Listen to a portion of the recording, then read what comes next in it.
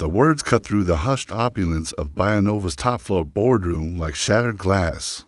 Abrupt, jarring, a slap dressed as a challenge, Miguel Alvarez stiffened. Halfway through his quiet sweep of the hardwood floor, his gloved hands stilled on the mop handle as laughter erupted from the polished marble table. Beyond the glass partition dot at its center stood Veronica Liang, the iron-willed CEO of Bionova. Draped in a black silk blouse and storm gray slacks, confidence carved into every inch of her posture. In one manicured hand, she held a thick document, the pages rustling like theater props in a satire. "Not even our league counsel could untangle this," she quipped, waving it like a joke that had outlived its punchline. "German patent jargon meets legal spaghetti. Translated, and I'll cut you a check for my quarterly salary." Gasps of amusement and mock shock followed, a whistle, a clinking of champagne glasses. "For 100 grand, one man chuckled.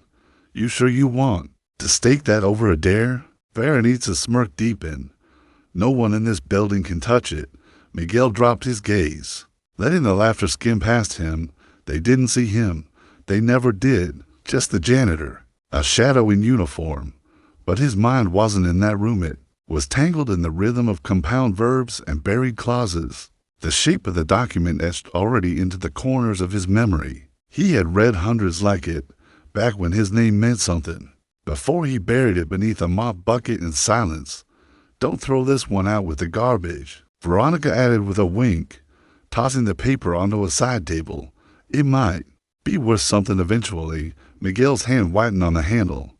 He turned away, disappearing around the corner like steam slipping through a vent. Only once the door closed behind him, muting their laughter, did he stop, breath steady, heart not. Slowly, he wiped his hands clean, turned, and quietly walked back. The document waited where she'd left it. He took it downstairs. In the sterile hum of the janitor's locker room, Miguel sat beneath flickering fluorescent lights. The document spread open across his lap. His eyes scanned the pages like a machine firing back to life. Technical language danced between the lines, handwritten annotations, sequences of biochemical data, scattered legal references buried in German and English. One clause granted unrestricted access to Bionova's genetic client database. Another signed away co-developed software IP like it was a casual trade. He exhaled sharply through his nose. "They didn't read this," he muttered. "They couldn't have." His thumb grazed the embossed Bionova logo at the corner. Once, it would have meant pride. Now, it was a memory. 10 years since he had walked away from academia. 10 years since he left behind lecture halls and peer-reviewed journals. Since Sophia. The footsteps outside drew him back. Quietly, he folded the document and slid it into his backpack. One more floor to clean. It was to 15 a.m. when he finally stepped into the cramped apartment in Little Village, a working-class stretch of West Chicago where dreams slept beneath worn ceilings. Carmela was curled on the pull-out couch, her small hand dangling over the edge, her sketchbook open beside her. Miguel knelt, brushing a strand of hair behind her ear like it was sacred. In the quiet kitchen, beneath the weak glow of a hanging bulb, he brewed coffee. The chipped Formica table creaked beneath his elbows as he pulled his old laptop from storage. Its startup chime groaning like a forgotten friend. He dug through a drawer and unearthed a cracked leather notebook, his lexicon, once filled with brilliance, now dust-covered and fragile. Slowly, carefully, he began to translate. The sun rose a notice. At 6:03 a.m., the halls of Bionova shimmered with false tranquility. Miguel placed a sealed envelope into the anonymous legal Dropbox. Typed translation, summary of implications. No signature, no ego. As he passed the reception desk, Veronica emerged from the elevator, flanked by two lawyers. Her heels clicked across the marble like punctuation. Her gaze caught him. For the briefest moment, recognition, then nothing. He dipped his head. She said nothing. And that, he thought, was just fine. He wasn't doing this for her. That afternoon, as he walked Carmela home from school, she skipped beside him, backpack bouncing like the carefree rhythm of youth. "Dad," she asked, glancing up, "do you Ever wish you were still a teacher? Miguel smiled faintly. I was never just a teacher, Mija. I was your mom's husband. Now I'm your dad. That's more than enough. Camila scrunched her nose. But you're really smart. He chuckled. Being smart doesn't mean standing at a whiteboard. Sometimes the smartest thing you can do is know when to be quiet and when not to be. She tilted her head, curious. One of your professor's sayings. He stopped walking and looked her in the eye. No, sweetheart. That one's from a janitor. And this time, he meant it. The next morning, the city yawned awake in a symphony of blaring horns and slick pavement. Miguel stood outside Camilla's school, the paper bag lunch in one hand, a surprise in the other, a used set of watercolor pencils she had stared at longingly. In a bookstore window days ago, inside, children clustered around lockers, all sharp. Voices and louder shoes. Miguel spotted Camila just as a boy smirked aloud. That's Camila. Her dad's the janitor at Bionova, but he cleans toilets with a dictionary. Miguel froze, anger twitching in his chest. But Camila didn't flinch. She turned to the boy, calm and fierce. My dad speaks 5 languages. How many do you speak when you're not hiding behind your mom? Silence. The teacher called the children in. Miguel stepped forward, crouched beside her locker. I brought your lunch, he said softly, and something extra. She peeked inside the bag, eyes lighting up. You remembered? Of course. He smiled. You're my favorite artist. She hesitated, then whispered. Why didn't you tell them what you used to do? He paused. Because it's not about what I used to do. It's about who I still am. He stood, and right now, I'm the guy who's late for his second job. Camila smiled just slightly. That night, the scent of cumin and garlic filled their kitchen as Miguel stirred lentil soup. Camila sat nearby, pencil in hand, sketching again. It had been weeks since she last drew. He thought of Sophia, of her laughter, her humming while chopping onions, her fire. Her death had been a quiet shattering. He hadn't raged. He had vanished. From his lectures, from his research, from his name. Now, he lived in the shadows until that night. As they ate, Camila glanced up. You okay? He laughed softly. You've been watching me since you were 3. Of course you know. She hesitated. I heard Miss Tam say something on the phone about a contract. Miguel nodded. It's complicated. You don't have to tell me, she said. But if it's a good kind of complicated, then I'm glad. He studied her. This girl was her mother's spark in his silence. Have I ever told you why I stopped teaching? She shook her head. It wasn't, because I stopped loving it. I loved every second. But when your mom got sick, I realized being the smartest man in the room means nothing if the people you love are hurting. And you're not there, so I chose to be here. She was quiet. He stirred his soup. Some days I miss it. The whiteboards, the research, the words only a few people in the world understood. But you're worth every word I never got to say. That night, Miguel sat at the table, translation sealed, ready to deliver. But instead of sleeping, he pulled out a different journal, the one he started after Sophia died. Not words of science, but of self. He opened to a blank page and wrote, March 12th, translated the document. 30 pages, 28,000 words. 1 clause that could have destroyed them. They laughed. I listened. Tomorrow, I'll be invisible again. But tonight, I remembered who I was. And for the first time in years, I didn't feel small. He closed the journal. The apartment was silent. Camila had fallen asleep again. Pencil still in hand, Miguel turned off the lights, his gaze lingering on the envelope. And to the quiet room, he whispered, let's see if they're still laughing tomorrow. At 5:53 a.m., the sky above Chicago was still cloaked in darkness. The city held its breath. Miguel stood beneath Bionova's glowing atrium, the envelope in hand. The floor gleamed beneath his shoes polished by him. Today, it felt like something else. He stared at the slot marked legal, confidential, then, without hesitation, slid the envelope through and walked away. It landed without fanfare. the envelope slipping through the slot like a whisper swallowed by a machine too vast to notice. No name, no signature, just truth in black and white. Miguel exhaled. The silence of the lobby wrapped around him like a final punctuation mark. Back to work, he murmured to no one far above him, on floor 42. The day had already begun to hum with the early tension of corporate urgency. At exactly 7:08 a.m., Veronica Liang swept into the executive boardroom, black coffee in one hand, tablet in the other. Her heels tapped against the polished hardwood like impatient metronomes. The document was waiting, neatly translated, annotated, a separate one-page summary. Surgical in clarity and impossible to ignore, lay beside it like a quiet confession. She froze mid-step. Derek Lang, head of legal affairs, stood near the table, his face pale and tight. He didn't need to say anything.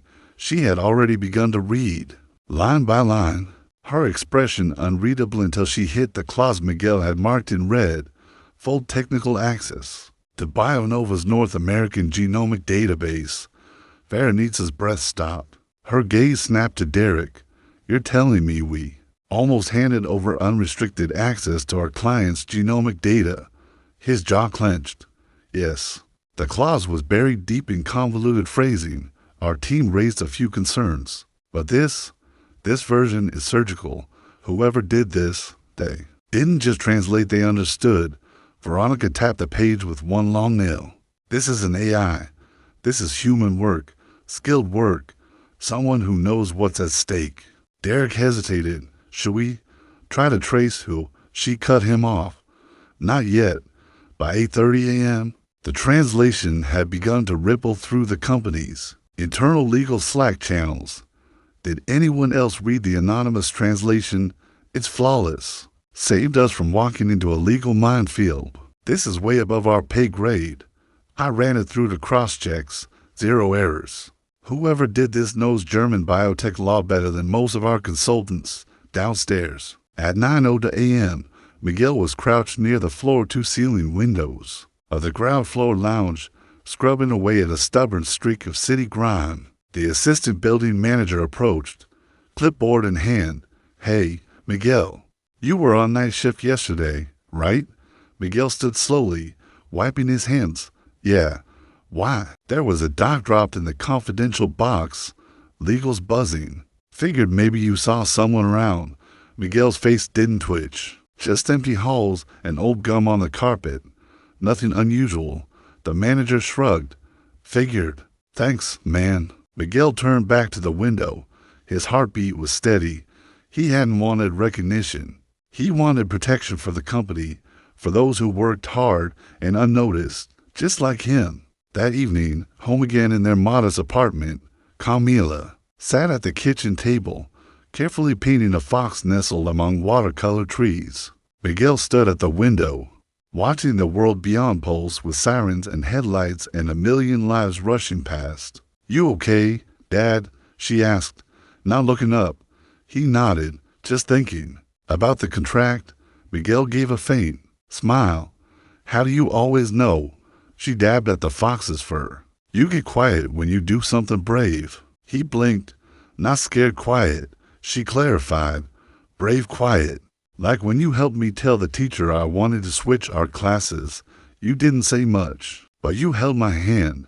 It made me feel strong." Miguel's throat tightened. He hadn't realized his silence spoke that loudly. Meanwhile, high above the city, Veronica sat alone in her office, the sun bleeding amber through the glass skyline. She clicked through the files again, the Munich draft, the original German contract, the buried clause. They would have been ruined. This wasn't just about intellectual property. It was regulatory suicide, legal exposure, brand destruction. Someone had saved them and asked for nothing in return. She remembered the janitor, quiet eyes, a kind of stillness that didn't belong to someone cleaning floors. Could it be him? She shook the thought off. To far-fetched. But still, it wouldn't. Let her go. At 10:43 p.m., Miguel's rounds were nearly over. The office floors were hushed. Abandoned relics of daytime urgency, half-finished coffee, slouched chairs, discarded notes. He paused beside the side table where, just the night before, the laughter had rung out. The champagne glasses were gone, the contract gone too, but the memory wasn't. He reached into his jacket and pulled out the cracked leather notebook, flipping to the last page. He wrote, "They laughed, but truth doesn't care who laughs. It only needs someone willing to speak it." He closed the book, turned off the lights, and disappeared into the quiet. The next morning, the boardroom felt colder, not in temperature but in awareness. Everyone sat a little straighter, spoke a little softer, looked around the table, waiting for someone else to be the first to speak. Veronica stood at the head of the table, her presence sharp, unwavering. "I want to be clear," she began. "Had we signed the agreement yesterday, we would have violated 3 federal statutes and surrendered proprietary technology worth hundreds of millions." Silence. Gordon Hale, the CFO, cleared his throat. "So, who caught it?" "Our legal team flagged a few inconsistencies," she replied carefully. "But this level of detail, it didn't come from us." Derek Lang spoke quietly. "So you think someone on payroll, someone we don't know about?" Berenice's gaze narrowed. "I don't think they're hiding. I think we just never thought to look." Downstairs, Miguel pushed his mop across the south lobby, methodical and calm. He didn't need to look up to know she was there. He felt it, the hush that accompanied power, the subtle shift in air, the glances of others parting. Veronica. He finished his pass, wrung the mop with careful precision, and pushed the cart toward the closet. "Miguel, right?" He turned. Her voice, first time she'd ever said his name. "Yes, ma'am. I was hoping to speak with you, of course. Just let me put this away." In the supply room, surrounded by the familiar scent of pine cleaner and warm plastic, Miguel hung up the mop, wiped his hands, and followed her out. They walked in silence, stopping in a small lounge behind the executive wing, empty, still, private. "Did you submit the translation?" she asked softly. Miguel didn't flinch. He met her gaze, not with pride or shame, but with calm resolve. "I did."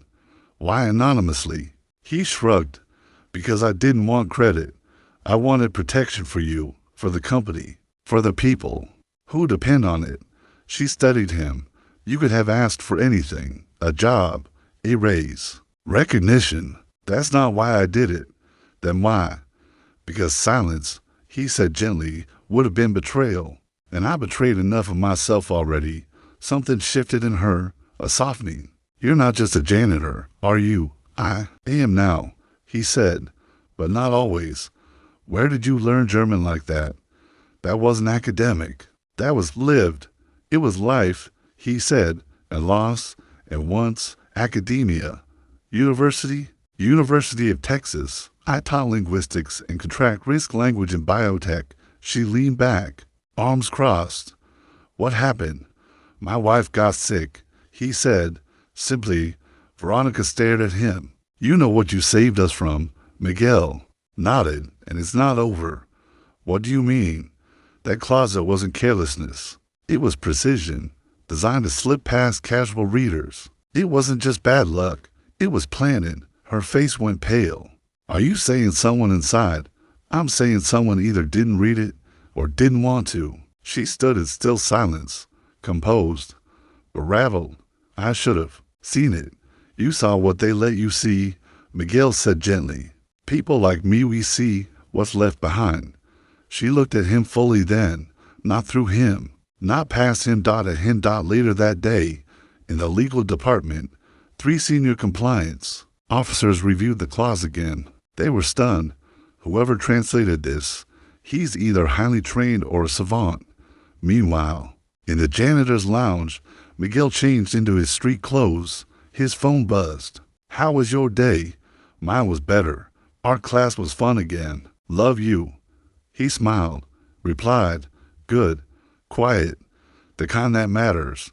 He sat down on the worn bench, pulled out his journal, and wrote, "Sometimes the most powerful thing you can do is whisper truth into a room full of noise." And then, "Miguel, wait." The words cut through the lobby like a command. He turned, mop bucket still in one hand. the other holding a damp rag. Veronica was walking toward him not with power, but with intention. Her heels didn't echo. Her presence did. I need to speak with you. Now. Miguel looked at the security guard, then nodded. Of course, Miss Liang, Veronica. She corrected. That was new. They entered a small side room. The scent of lemon cleaner still lingered in the air. His scent. She shut the door. I don't want the media to know what almost happened, but I also don't want this buried. What you did, it tells me we have a bigger issue. Miguel nodded. We do. She tilted her head. So tell me, how does a janitor with no LinkedIn, no credentials left in the system, outthink a team of lawyers? He didn't blink. I wasn't always a janitor. She folded her arms. I figured. I taught contract interpretation, multilingual risk compliance. Then my wife got sick, and I left it all behind. Veronica leaned on the table. What stopped you? Grief, he answered plainly. The room fell silent. The kind of silence that doesn't ask for attention, it demands it. And then, gently, she spoke, and now Miguel lifted his eyes, meeting hers without hesitation. Now, he said, I mop your boardrooms, a beat, and apparently, I just saved your company. Her brow furrowed. Skepticism and something closer to awe flickering across her face. She stepped closer, studying him, peeling back the surface of the man she misread. You could have asked for anything, she said, her voice steady but edged with disbelief. A promotion, a title, money. Why just drop the translation and disappear? A quiet, wounded smile formed on his lips. I wasn't trying to be found. Veronica folded her arms again, her stance softening not out of sympathy, but respect. Well, she said quietly, maybe it's time you were. The next morning, Miguel was formally summoned, this time, not to scrub a floor or polish the forgotten corners of someone else's success, but to ascend. Floor 43. He had never been there before. The elevator opened to a world made of marble and silence, where wealth floated through the air like eucalyptus mist. He walked past original art that belonged more in museums than in hallways until he was led into a room where three people waited. Veronica, sharp and unreadable, Derek Lang from legal, cold as law, and Gordon Hale, the CFO, calculating behind his thin-rimmed glasses. No one offered coffee, but no one dismissed him either. We believe someone from inside leaked an early draft of the contract to our German partners. Derek began, his tone stripped of preamble. Someone who wanted those clauses in place. Miguel nodded slowly. I suspected that much. Gordon leaned forward, expression tight. Do you have proof? No, Miguel admitted, but I can show you what to look for. He pulled out a printout and laid it on the table like evidence in a quiet trial. This term dot and Gaviner, it doesn't exist in standard contract law. It's a ghost phrase, legal camouflage. It was designed to look harmless. Veronica narrowed her eyes. And how did you catch it? Miguel met her gaze head on. Because people who are invisible learn to read what others overlook. That line fell heavy in the room, like truth rarely spoken. Derek sat back, exhaling a low whistle. We've underestimated our janitor. But Veronica didn't smile. She said something colder, something truer. No, we misjudged our company.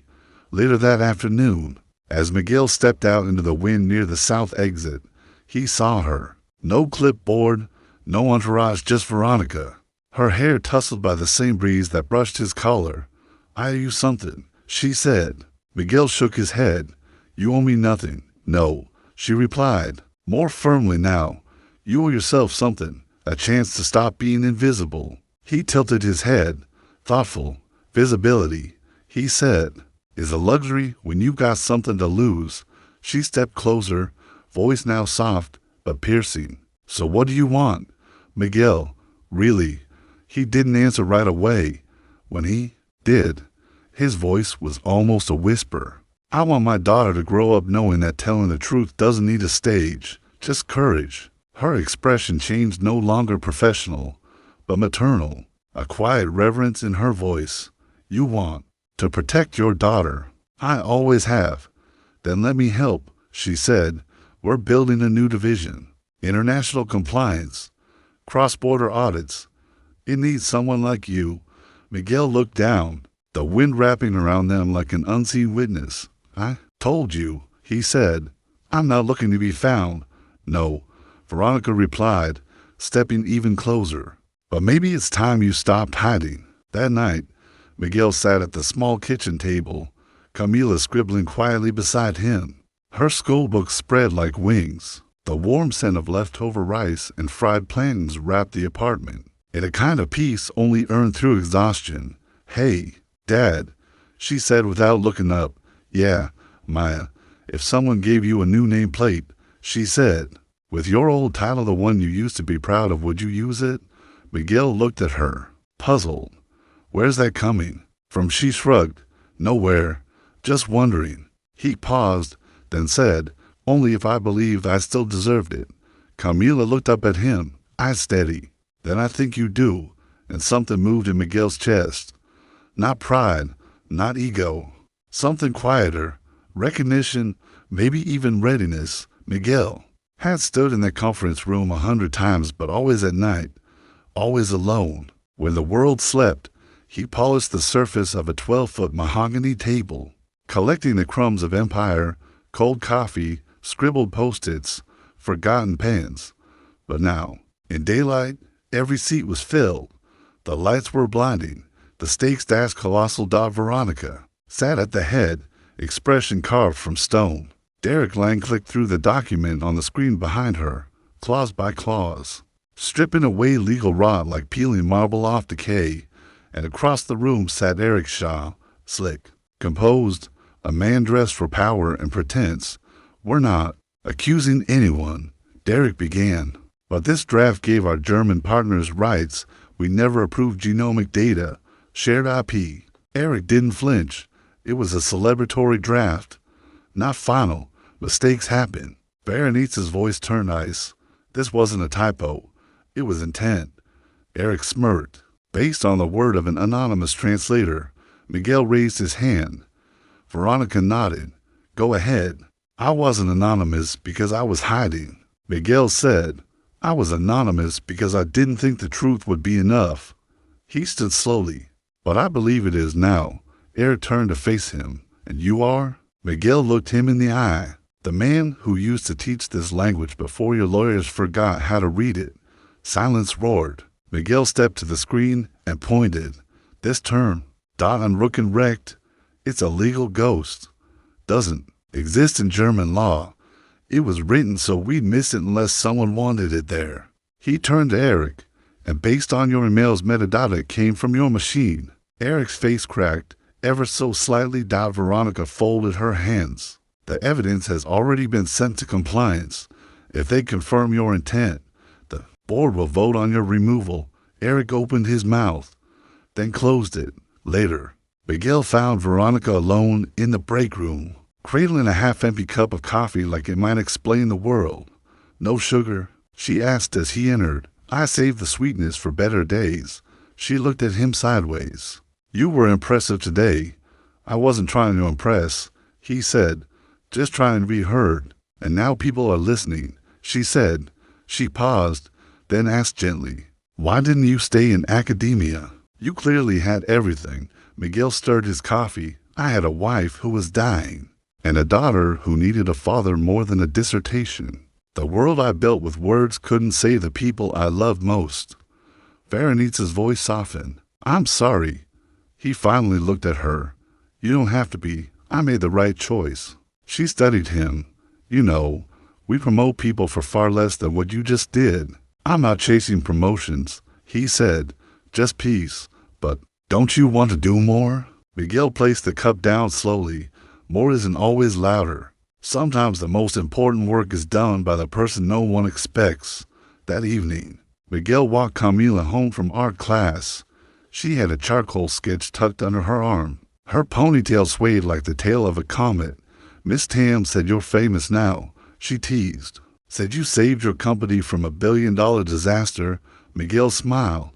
That's an exaggeration, but not a lie. No cape, she asked.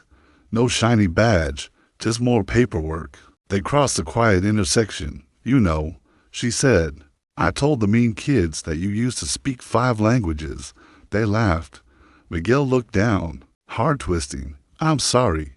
Don't be, she said. I told them 1 language is enough if you speak it with heart. He stopped. That line more powerful than anything hidden in a contract. You said that. She nodded. He took her hand. Then the best thing I ever translated, he said, voice thick, was into you. Later that night, Miguel sat by the window as the city blinked in and out like stars trying to remember their own names. He opened his old leather journal and wrote, the true cost of being invisible is forgetting your own name, but the gift is remembering that value doesn't need volume. He closed the book, turned off the lamp, and whispered into the silence. You're not gone. You're just becoming. The elevator chimed on floor 43 like a verdict. Miguel stepped out, not as a janitor summoned, but as a witness called to testify for something sacred. He wore his same blue uniform.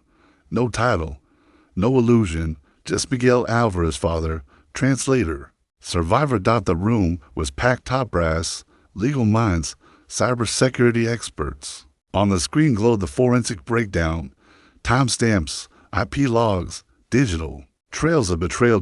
No one introduced him. No one had to Derek Lang open.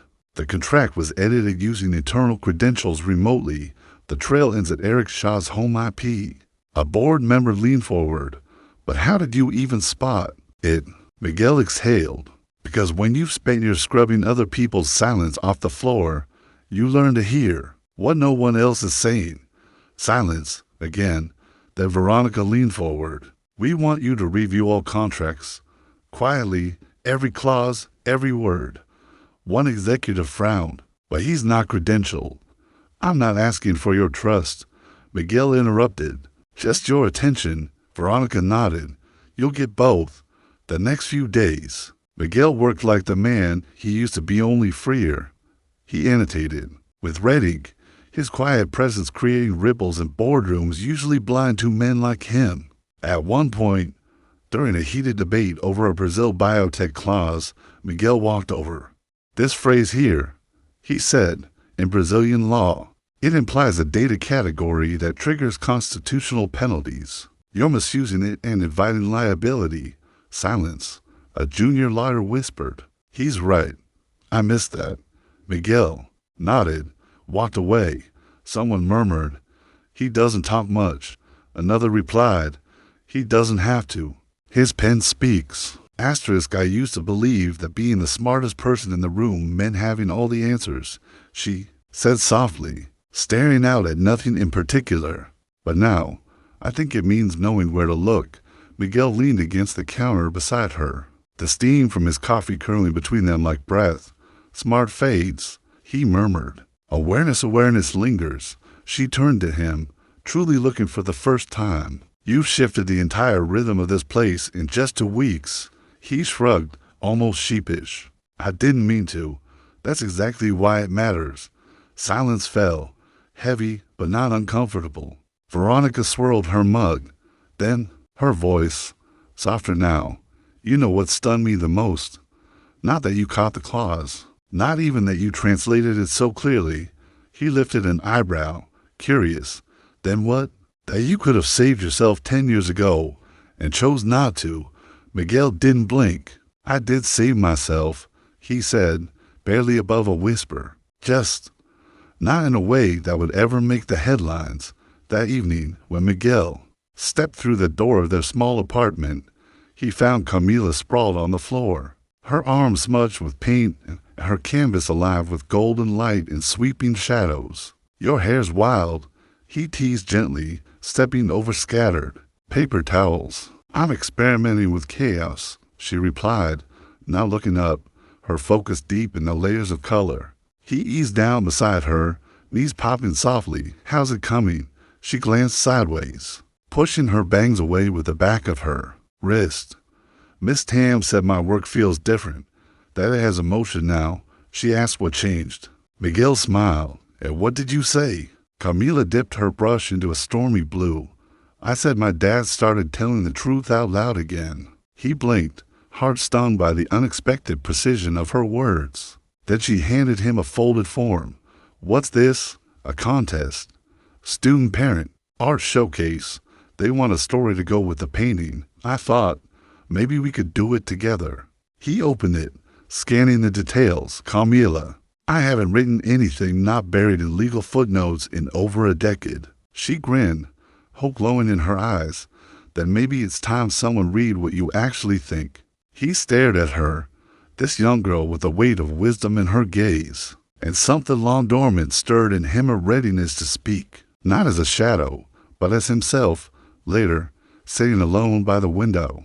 He opened the leather-bound journal he hadn't touched in years. The pages smelled like dust and memory.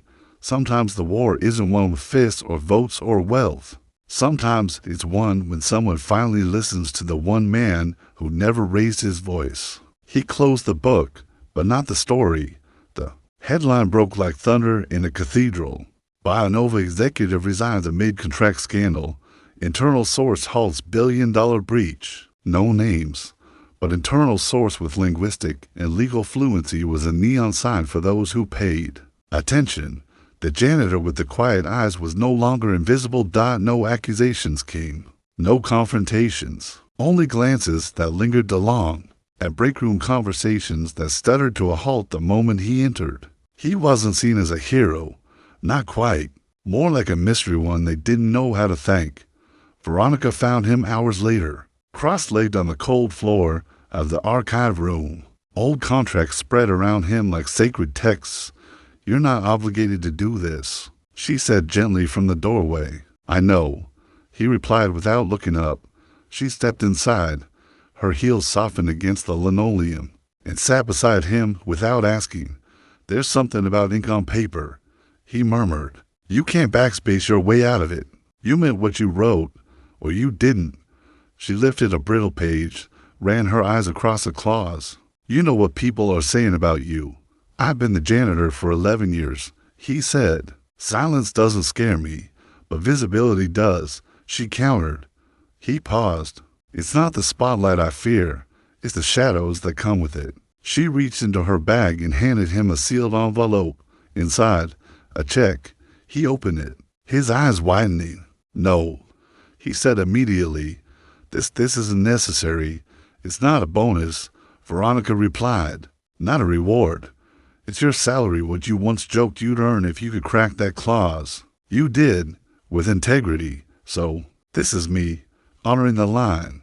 He stared at the amount more than his last 8 years combined, folded the check slowly, carefully, and slid it back into its envelope. I don't need charity. This isn't charity, she said softly. It's accountability. Mine. They sat in stillness. Then her voice again, fragile as breath. There's more. I'd like to offer you a position. He didn't move. Our international division's being rebuilt. We need in-house linguistic audits. No more outsourcing. I want you to lead it. Miguel looked up. You want a janitor with a haunted past to lead your compliance department. I want the man who saw the truth before any of us did, she answered. You don't know everything about me. I'm not offering this because I know everything, she said. I'm offering it because I know enough. That night, Miguel and Camila sat at the kitchen table. Between them, the check. Dad, she whispered, wide-eyed. This could change everything. I know. You could get us out of here. Teach again. Write your own books. Or take the job if you want it. He studied her. And what would you do? I'd buy every shade of watercolor they make. And maybe one of those sketch tablets with the pens. He chuckled. Big dreams. I learned from the best. The words sank deeper than any paycheck ever could. Then, gently, why are you hesitating? He exhaled. Because I spent so long building a life in the shadows. I'm not sure who I am in the light. She took his hand. You're my dad. That's always been enough. The next morning, he met Veronica on the rooftop terrace. The city shimmered below. He handed her the check. I'm not taking this. She opened her mouth. He raised a hand. Not because it's not fair, it is. But there's something I need more. Her brow arched. Name it. A role without the spotlight. One that lets me stay in the quiet if I choose. Privacy, purpose, and one more thing. Go on. No more jokes at the expense of invisible people. Not me. Not anyone. Veronica swallowed. You have my word. He extended his hand. She shook it. No cameras, no speeches. Just the people who once stood on either side of a locked door and now shared the key. That night, he pulled out his old university briefcase. It was dusty, but whole inside. Behind faded notes, he found a photograph. Sophia, radiant, cradling baby Camila. He stared at it for a long, aching moment, then placed it gently on the desk. I think I'm ready now, he whispered, and this time, he meant it. Miguel Alvarez adjusted the cuffs of his shirt, still simple, still gray, but not a uniform. Not anymore. Today, he wasn't pushing a mop. He was walking into a room where people with titles waited for him. The new workspace on the 37th floor was humble, clean lines, natural light. The whiteboard scrawled with languages from 5 continents. The chair at the head of the table was unmarked, but it was his dot. No press release, no fanfare, just a vague title, Linguistic Integrity Advisor. But the work, it mattered. In his first week, he stopped at international errors that could have cost millions. And he did it quietly. That Friday, as he refilled his coffee in the executive lounge, he spotted Veronica at the window, her reflection blurred in the glass. He approached. This is the quietest promotion I've ever had, he said. She didn't turn, but a smile tugged at her lips. You asked for quiet. He raised an eyebrow. Not invisibility. She sipped her tea. You're not invisible anymore? Some days, I'm not sure what I am. Veronica turned fully, her gaze steady. You're the man who reminds us that excellence doesn't always wear a title, and that silence isn't absence, it's precision. He blinked, then nodded. That's a good line. I borrowed it, she said, from something you said on your first day. He chuckled. So now you're quoting me, only the best parts. That weekend, Miguel and Camila sat cross-legged on the living room floor. Between them, poster board, brushes, a riot of pencils. I still don't know why I'm writing this, he muttered. Because your stories are better than my dialogue. She grinned. He pointed to her Fox sketch. Your Fox has more soul than most executives. She beamed. So, what's our theme? He paused, then wrote slowly at the top. What you don't see. Camila read it aloud, then looked at him. That's powerful. He met her eyes. It's everything I've ever been. They worked in silence. A father rediscovering his voice. A daughter who never stopped listening. A week later, Veronica invited him to lunch. No paperwork, no formalities, just the people, face to face. She slid a slim folder across the table. What's this? He asked. Longer-term contract. Fully remote, if you prefer. Better hours. Better pay. He frowned slightly. Why me again? Veronica leaned in, her voice low, steady. Because when the world screamed for attention, you listened for what others missed. You acted not to be seen, but to protect. He didn't answer right away. Then, I'll think about it, but only if the first line in the contract says, no jokes at the expense of the invisible. Veronica smiled. Already added.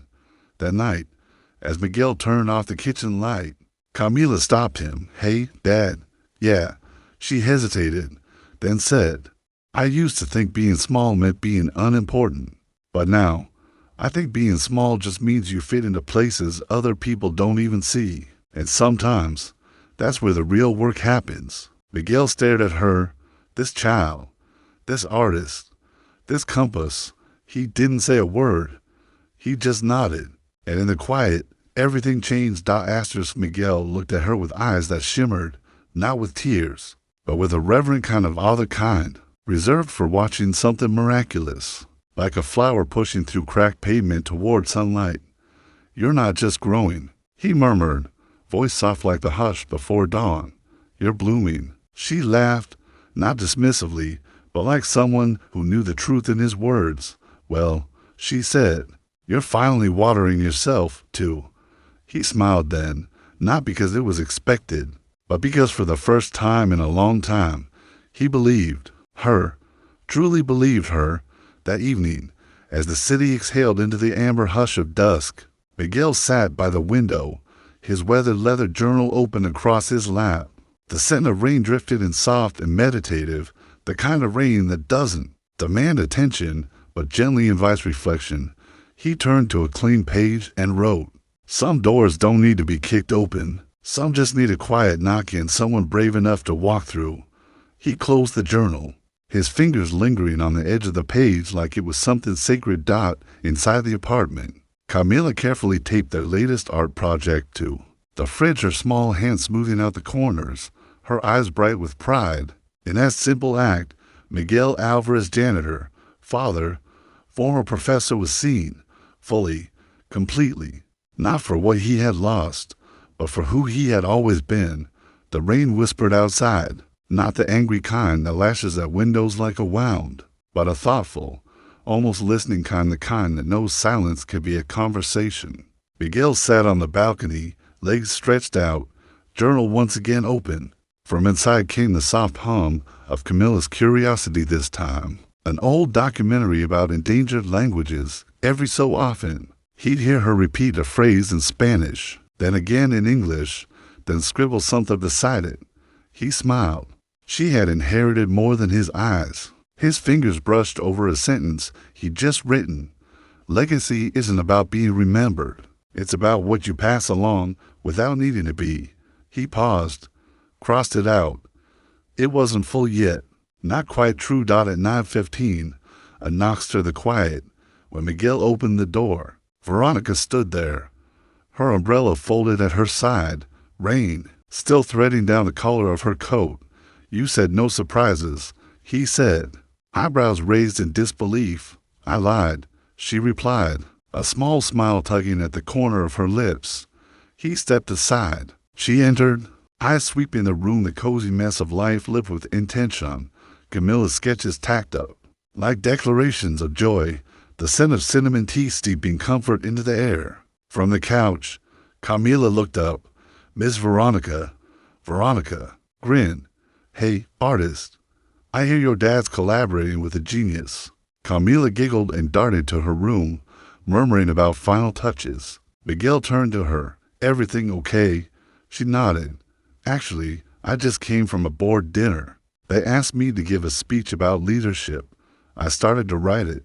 Then I stopped, because everything I needed to say, someone else had already said it better."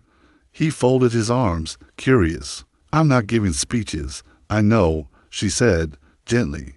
"But maybe you've been giving one this whole time just by showing up." They sat at the kitchen table. Veronica pulled out her phone and tapped it. "I recorded something. Not for the board. For me." She hit play. Miguel's voice filled the room. A training session from earlier in the week. Language is more than translation. It's trust. It's the promise that what you say, I will carry carefully, and what I say, you'll hear without distortion. He blinked. "I didn't know you recorded that. I didn't want to forget it," she said, her voice barely above a whisper. And then she looked at him, not as an executive, not even as a colleague, but as a woman who had been listening all along. For a long time, she admitted, "I thought control was the same as clarity. But you taught me that stillness doesn't mean uncertainty. Sometimes it just means listening." Miguel said nothing at first. "Then, you once asked me if I wanted to do more." She nodded. His eyes scanned their tiny kitchen cabinet that never quite closed, the bulb that flickered every third evening. Then he looked at her, at the way her shoulders had dropped, at the way she was finally comfortable in silence. "I don't want more," he said. "I want real." She held his gaze, and this time, neither of them tried to fill the silence. Later that night, after Veronica left, Miguel tucked Camila into bed. "Did you like the visit?" he asked. Camila nodded. "She smiled more tonight. She's been learning how from you," he teased. "Maybe a little from both of us." She yawned, pulling the blanket up to her chin. "Dad, yeah, I don't think I've ever seen you this happy. He paused, then knelt beside her, brushing a stray curl from her cheek. It's not happiness, Mika. It's peace. And that took me a long time to earn. 2 days later, they stood together at the edge of the community center auditorium, their names about to be called. Children squirmed in seats. Parents murmured softly.